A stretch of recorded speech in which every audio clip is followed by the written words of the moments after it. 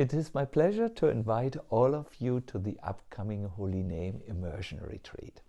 Already last year in Vrindaban we had really extraordinary experiences.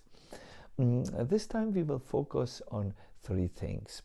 That is on overcoming blocks in our chanting, experiencing the sweetness and attractiveness of Krishna's holy name, and then we wish to equip every one of our participants with tools that can help them to intensify and improve their chanting outside or after the retreat.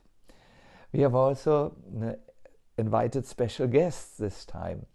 Acyuta Gopi, Gauravani, Kirtan Premi and Amala Harinam will help us actually to each day chant and do kirtan.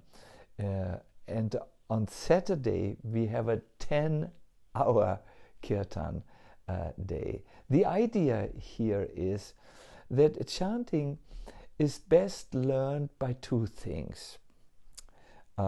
Instructions how to improve, tools and so on. And second, by chanting. You can learn swimming by swimming, eating by eating. So chanting can be learned by both focusing on the instructions and on the application of them in practical kirtan. I wish that all of you can come, and see you very soon in Vrindaban.